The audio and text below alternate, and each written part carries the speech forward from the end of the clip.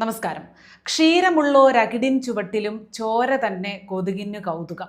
ഇത് പലയിടങ്ങളിൽ പലതരത്തിൽ നമ്മൾ കാണാറുണ്ട്. ഈ ഒരു ചൊല്ലിൻ്റെ പല വേർഷൻ. ഇന്നിപ്പോൾ കഴിഞ്ഞ ദിവസം പഹൽഗാമിൽ മതം തലയ്ക്ക് പിടിച്ച കുറെ ഭ്രാന്തന്മാരുടെ കൊടും ഭ്രാന്തിന് ഇരയാകേണ്ടി വന്ന മലയാളിയായിട്ടുള്ള ഒരുപാട് പേരതിൽ കൊല്ലപ്പെട്ടു. 29 പേരോളം കൊല്ലപ്പെട്ടു. അതിൽ മലയാളിയായിട്ടുള്ള രാമചന്ദ്രൻ എന്ന അദ്ദേഹത്തിൻ്റെ ആ സാറിൻ്റെ മകൾ ഇന്നിപ്പോൾ മാധ്യമങ്ങളെ കണ്ട് കാര്യങ്ങൾ വിശദീകരിക്കുന്നത് കണ്ടു. അത് കേൾക്കുമ്പോൾ തന്നെ നമുക്ക് വല്ലാത്തൊരു ഭയപ്പാട്, അതിൻ്റെ ഭീകരത എത്രത്തോളമാണ് എന്ന് നമുക്ക് മനസ്സിലാവുകയാണ്. സെന്റൻസ് ഒന്നല്ല, ഒരു ഒറ്റ വേർഡാ ചോദിക്കണേ. കലിമ അങ്ങനെ ഒരു വേർഡ് ചോദിച്ചപ്പോ മനസ്സിലായില്ല എന്ന് ഹിന്ദിയിൽ തന്നെ പറഞ്ഞു. ഇതൊക്കെ ഒരു 5 സെക്കൻഡ്സ് മുമ്പിൽ വെച്ചിട്ട് ഷൂട്ട് ചെയ്തു. അതിനിടയിൽ അതിന് താഴെ വന്ന കമന്റുകളിൽ 90% ആ കുട്ടിയുടെ മേക്കപ്പിനെ കുറിച്ചായിരുന്നു. അച്ഛൻ മരിച്ചിട്ട് ഒരു മകൾ ഇത്രയും മേക്കപ്പ് ഇട്ട് വന്ന് നിൽക്കുന്നു, ഒരു വിഷമവും ഇല്ലാത്ത രീതിയിൽ സംസാരിക്കുന്നു, ഏതോ ഇപ്പോൾ കണ്ടിറങ്ങിയ ഒരു സിനിമയുടെ കഥ പോലെ കാര്യങ്ങൾ പറയുന്നു. നമ്മുടെ മനുഷ്യരുടെ ഒരു ചിന്താഗതിയുടെ നിലവാരം എത്രത്തോളം അധപ്പതിക്കുന്നു എന്നുള്ളതിന് ഇതിനപ്പുറം ഒരു തെളിവ് വേണ്ട. അതാണ് ഞാൻ ആദ്യം ആ ചൊല്ല് പറഞ്ഞത്. എത്ര നമുക്ക് ആവശ്യമുള്ള കാര്യങ്ങൾ അല്ലെങ്കിൽ നമുക്ക് കേൾക്കേണ്ടതായിട്ടുള്ള മനസ്സിലാക്കേണ്ടതായിട്ടുള്ള കാര്യങ്ങൾ ഒരാൾ വിവരിക്കുമ്പോഴും അതിൽ ശ്രദ്ധ കൊടുക്കുന്നതിന് പകരം ഒരാവശ്യവുമില്ലാത്ത ഒരാളുടെ തികച്ചും വ്യക്തിപരമായിട്ടുള്ള കാര്യങ്ങളിൽ എത്തി നോക്കി അതിനെ വിമർശിക്കാൻ നമ്മൾ കാണിക്കുന്ന ഒരു ആവേശം, അതൊരു മാനസിക രോഗത്തിന്റെ ലക്ഷണമാണെന്നേ പറയാൻ പറ്റുകയുള്ളൂ. അദ്ദേഹത്തിന്റെ മകളാണ്. ആ മകളുടെ 2 കുട്ടികൾ അവർക്കൊപ്പം ഉണ്ടായിരുന്നു. അച്ഛൻ്റെ മരണശേഷം ആ ഡെഡ് ബോഡിയിൽ കെട്ടിപ്പിടിച്ച് കരയുന്ന സമയത്ത് ആ ഭീകരന്മാർ ഈ പെൺകുട്ടിയുടെ തലയിൽ തോക്കുകൊണ്ട് കുത്തി.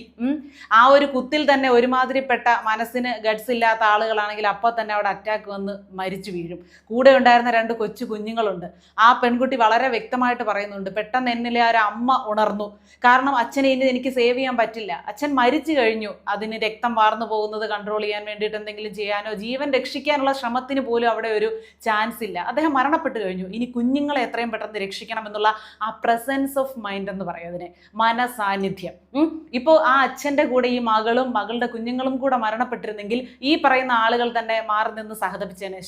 എന്നാലും ആ ഒരു കുടുംബത്തിലെ ഇത്രയും പേർ മരണപ്പെട്ടുവല്ലോ, ആദരാഞ്ജലികൾ എന്നൊക്കെ പറഞ്ഞ് കണ്ണീരിൻ്റെ കുറേ ഇമോജികളും അടിച്ചു വിട്ടേനെ. പക്ഷെ ഇപ്പോൾ അവിടെ എന്താണ് നടന്നത് എന്ന് കൃത്യമായിട്ട് നേരിട്ട് കണ്ട് അനുഭവിച്ച ആ ഒരു ഇര തന്നെ വന്ന് നിന്ന് കാര്യങ്ങൾ ബോൾഡായിട്ട് സംസാരിക്കുകയാണ്, നമുക്ക് വിശദീകരിച്ച് തരികയാണ്. അപ്പോൾ ഇവിടെ നടക്കുന്ന പ്രധാന പ്രശ്നം മതം തലയ്ക്ക് പിടിച്ച് ഈ ഒരു പ്രത്യേക മതവിഭാഗത്തിൽപ്പെട്ടവരെ തിരഞ്ഞു പിടിച്ച് അവരുടെ പേര് ചോദിച്ച് അവരെ അടുത്ത് ചെന്ന് നിന്ന് സ്പോട്ടിൽ വിതിൻ 5 സെക്കൻഡ്സ് ആണ് ഈ രാമചന്ദ്രൻ എന്ന ആളിനൊക്കെ വെടിയേറ്റതെന്നാണ് മകൾ പറയുന്നത്. കലിമ എന്തോ ഒരു സാധനം, അതിൻ്റെ പേരെനിക്കറിയില്ല, അത് ചൊല്ലാൻ ആവശ്യപ്പെട്ടു, മനസ്സിലായില്ല എന്ന് അദ്ദേഹം പറഞ്ഞ ആ ഒരു ഗ്യാപ്പിൽ തന്നെ വെടിവെച്ച് തീർക്കുകയായിരുന്നു. അപ്പോൾ അതിൻ്റെ ഭീകരതയാണ്, അതാണ് നമ്മളിവിടെ ചർച്ചാ വിഷയമാക്കേണ്ടതും. അതിനാണ് ഇതുവരെ വളരെ ഒഫീഷ്യലായിട്ട് തന്നെ പ്രൊഫഷണലായിട്ട് തന്നെയാണ് ഇന്ത്യ മറുപടി കൊടുത്തുകൊണ്ടിരിക്കുന്നതും. അപ്പോൾ അതിലേക്കൊക്കെ ശ്രദ്ധിക്കാതെ മറ്റു വരുന്ന വാർത്തകളിലേക്ക് നോക്കാതെ അല്ലെങ്കിൽ ഇത്തരം ഭീകരാക്രമണങ്ങൾക്ക് എന്ത് തിരിച്ചടിയാണ് ഇന്ത്യ കൊടുക്കേണ്ടത് അല്ലെങ്കിൽ ഇതൊക്കെ ഇവിടെ നിർത്തലാക്കേണ്ടതിൻ്റെ പ്രാധാന്യം എന്താണ് എന്നതിനെ പറ്റിയൊക്കെ ചർച്ച ചെയ്യുന്നതിനും ചിന്തിക്കുന്നതിനും പകരം അദ്ദേഹത്തിൻ്റെ മകളെ വിമർശിക്കുകയാണ് വന്നത് ഇന്ന്. പലരുടെയും കപ്പാസിറ്റി പലതായിരിക്കും.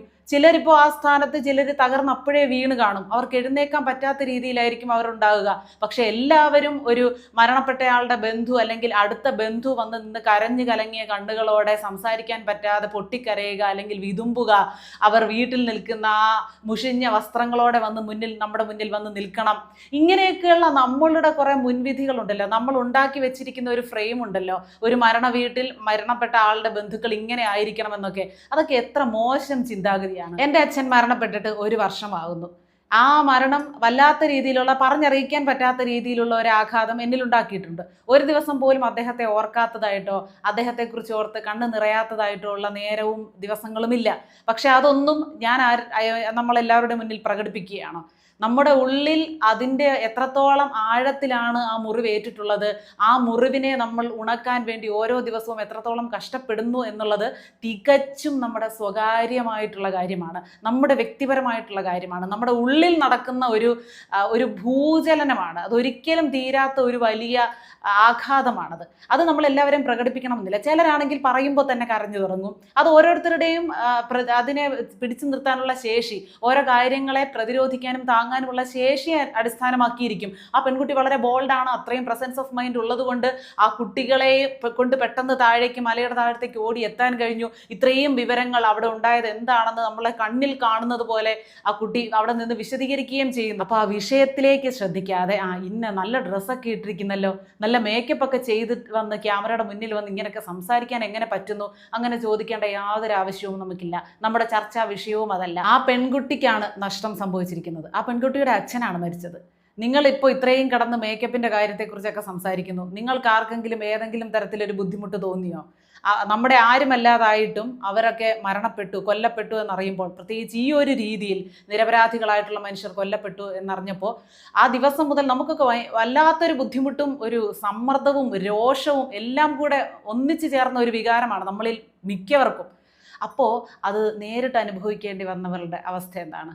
ആ കൂട്ടത്തിൽ കല്യാണം കഴിഞ്ഞ് ദിവസങ്ങൾ മാത്രമായിട്ടുള്ള ഒരു പെൺകുട്ടി ഉണ്ടായിരുന്നല്ലോ. അവർ രണ്ടുപേരും കൂടി ഒന്നിച്ചിരുന്ന് സന്തോഷത്തോടെ ആഹാരം കഴിച്ചുകൊണ്ടിരിക്കുന്നതിനിടയിലാണ് തലയ്ക്ക് ഒറ്റ വെടിയേറ്റ് അപ്പോഴേ മറിഞ്ഞു വീണ് ആ പയ്യൻ മരിച്ചത്. ആ പെൺകുട്ടിയുടെ അവസ്ഥ എന്താണ്? അപ്പോൾ തൊട്ട് നിർവികാരതയോടെയാണ് ആ പെൺകുട്ടി ഇരിക്കുന്നത്. കരയുന്നതായിട്ട് നമ്മൾ കണ്ടതേയില്ല. കാരണം അവരുടെ മനസ്സ് വേറൊരു തലത്തിലേക്ക് പോകും. പിന്നീട് അവർക്കതുമായിട്ട് പൊരുത്തപ്പെടാൻ പറ്റും. നമ്മൾ എത്രയോ അമ്മയും അച്ഛനും ജീവിച്ചിരിക്കുമ്പോൾ മക്കൾ മരണപ്പെടുന്ന വാർത്തകൾ കേൾക്കാറുണ്ട്.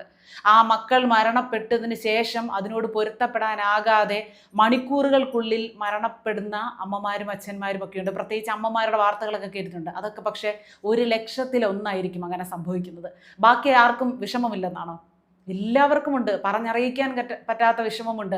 ഒരു ജന്മം മുഴുവൻ അനുഭവിച്ചാലും തീരാത്ത വേദനയാണത്. പക്ഷേ അതിനോട് പൊരുത്തപ്പെടാൻ പ്രകൃതി മനുഷ്യന് അതിനുള്ള ഒരു സജ്ജീകരണം നമ്മുടെ ഉള്ളിൽ നമുക്കുണ്ടാക്കി തന്നിട്ടുണ്ട്. നമ്മൾ ബോധപൂർവം നമ്മുടെ പുതിയ സാഹചര്യങ്ങളുമായിട്ട് പൊരുത്തപ്പെടുമ്പോൾ നമ്മുടെ ഉള്ളിൽ ആ ദുഃഖത്തെ ഒളിപ്പിക്കാൻ നമുക്ക് കഴിയുന്നു. അത് നമുക്ക് പ്രകൃതി കനിഞ്ഞു തരുന്ന ഒരു അനുഗ്രഹമാണ്. അല്ലാതെ ആരും പോയത് നിസ്സാരമാണെന്ന് കരുതി ക്യാമറയ്ക്ക് മുന്നിൽ വന്ന ആളാകാം, അല്ലെങ്കിൽ ദുഃഖം അങ്ങ് മറന്ന് സന്തോഷിക്കാം, സെലിബ്രിറ്റി ആകാനുള്ള ഒരു ചാൻസ് ആക്കി ഇത് എടുക്കാം എന്നൊന്നും ഒരിക്കലും ആ പെൺകുട്ടി സ്വപ്നത്തിൽ പോലും വിചാരിച്ചിട്ടില്ല. ഇതൊക്കെ അവരും വായിക്കുന്നതാണ് കമൻറ്റുകളൊക്കെ. അവരും നമ്മളെപ്പോലെ സമൂഹത്തിൽ ജീവിക്കുന്ന മനുഷ്യരാണ്. അവരുടെ ദുഃഖം എത്രത്തോളമാണ് എന്നത് നമുക്ക് ഊഹിക്കാൻ പോലും കഴിയാത്തതാണ്. കാരണം കൺമുന്നിൽ വെച്ചാണ് സ്വന്തം പിതാവ് വെടിയേറ്റ് വീണ് മരിക്കുന്നത്. ഉപകാരം ചെയ്യാൻ സാധിച്ചില്ലെങ്കിലും ഒരാളെ ഉപദ്രവിക്കാതിരിക്കുക. ശ്രീബുദ്ധൻ പറഞ്ഞിട്ടുണ്ട്. നമുക്കൊരാളെ സഹായിക്കാൻ കഴിയുന്നില്ലേ? വേണ്ട, നമ്മുടെ സാഹചര്യം കൊണ്ടായിരിക്കാം. പക്ഷേ അവരെ ഉപദ്രവിക്കരുത്. അത് മാത്രമേ ഇക്കാര്യത്തിൽ പറയാനുള്ളൂ.